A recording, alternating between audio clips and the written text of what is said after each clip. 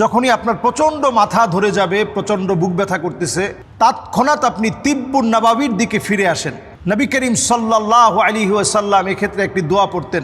প্রচণ্ড মাথা ব্যথা হয়, ঘাড়েও ব্যথা হয়, শরীরের বিভিন্ন জায়গায় ব্যথা করে, ব্যথা নিরাময়ে কোনো দোয়া আছে কিনা। নবীজি সাল্লাল্লাহু আলাইহি সাল্লাম আমাদেরকে চমৎকার একটি দোয়া শিখিয়েছেন, যেটি ব্যথা নিরাময়ক।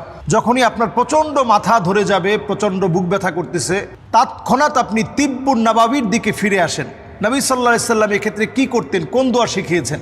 আমরা আগেই ব্যস্ত হয়ে যাই ট্রিটমেন্ট নেওয়ার জন্য। আপনি ট্রিটমেন্ট নেবেন, ট্রিটমেন্ট নেওয়াটাও সুন্নাহ।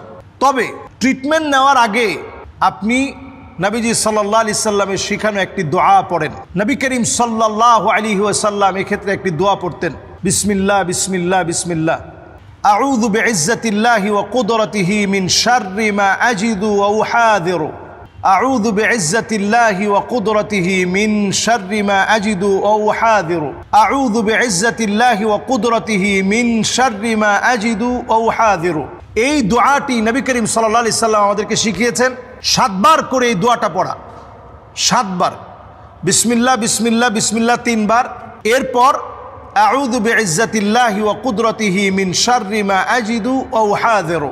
এই দোয়াটি 7 বার পড়েন। আপনার কোনো ফু দেওয়া লাগবে না, ব্যথার স্থানটায় ধরে এই দোয়াটা 7 বার করে আপনি পড়েন। অবশ্যই ইনশাআল্লাহ ইয়াকিন নিয়ে পড়বেন। আল্লাহ রাব্বুল আলামিন অবশ্যই আপনাকে শেফা দান করবেন।